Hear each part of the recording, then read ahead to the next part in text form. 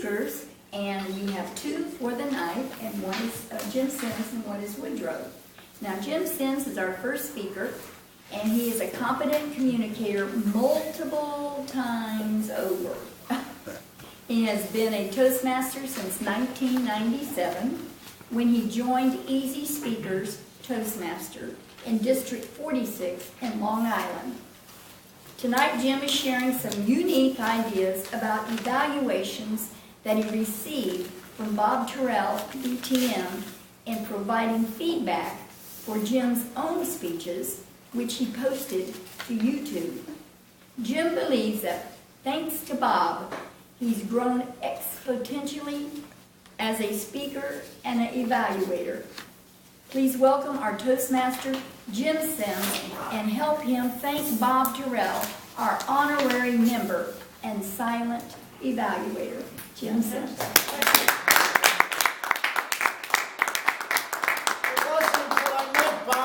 That I even would use the word exponentially. I mean, he is really a fabulous person. How many have heard of Bob Turel? Hey, his word is getting around. Matter of fact, I would say that Bob is with us this evening because what he does is he evaluates the videos that we produce and he colors outside of the line. He definitely adds a tremendous amount of value to our speeches. I would say that what he does is he really goes deeper. He's known colloquially as the sandwich man. And if you think, well, why is he called the sandwich man? Well, when you do an evaluation, think of it as a sandwich. You have the bread, and then you have the meat. Maybe you have roast beef, perhaps bologna, although probably not with Toastmasters, it wouldn't be bologna. And then you have the bread again. So the idea is you give some good positive feedback, an opportunity for growth, and then close, preferably with your best point about what the speaker did really, really well. So how many of you have had your videos evaluated by Bob? Excellent. And how many of you have seen your videos on YouTube? Ah, very, very good. So tell me who would like to share one suggestion that Bob gave them that has helped them to improve as a speaker. Anyone at all? Okay, if not, yeah, go ahead. Woodrow. So I thought it was interesting that he pointed out things to me that I, one, as a speaker, just don't ever think about. There's certain things you, as a speaker, you think you just kind of have them in the bag. And he pointed some things out that, I won't go into all of them, but right. just as I watched the video, I thought, wow, those are definitely things that I could do better with. One of them, specifically, you asked for one. The one specifically would be when he mentioned that I favor one side of the room. And I never had considered that. I never can, and it's oddly enough, I'm right-handed, right, and I favored the right side of the room. And maybe that's not odd at all. Maybe that's natural, but I never thought about it, never considered it, because I move a lot when I speak, so I thought I moved enough.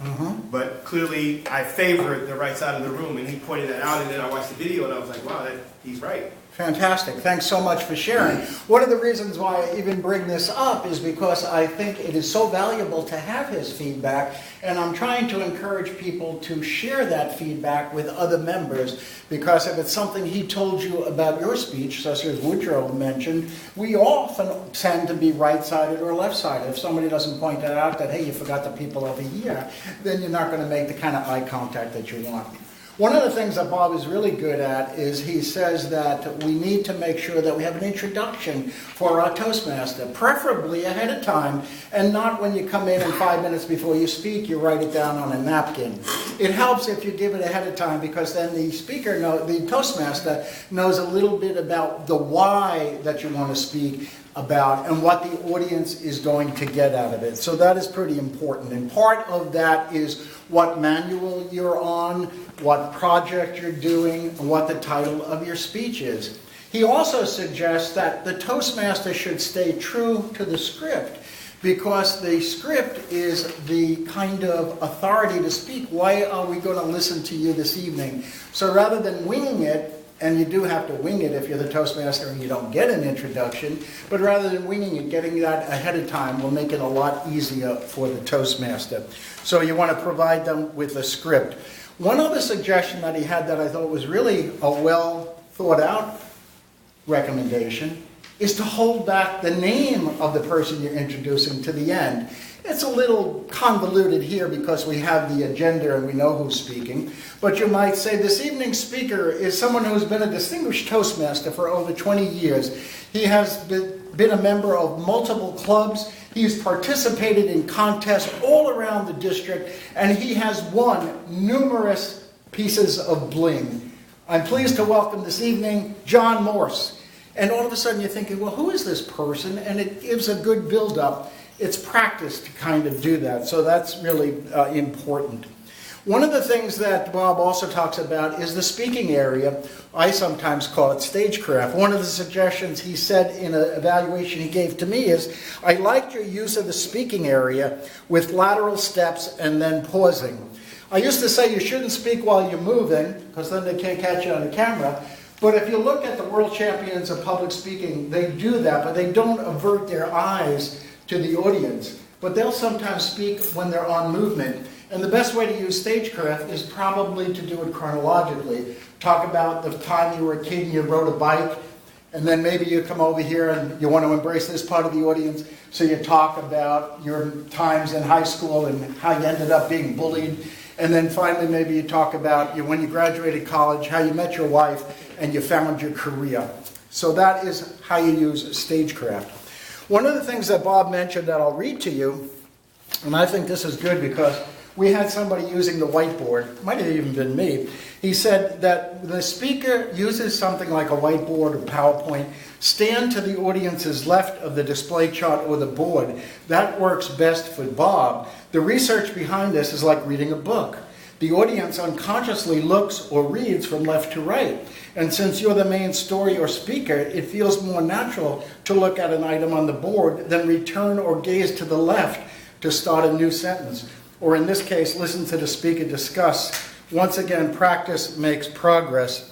What's kind of interesting is Bob said to me, you gesture too much. I gesture too much.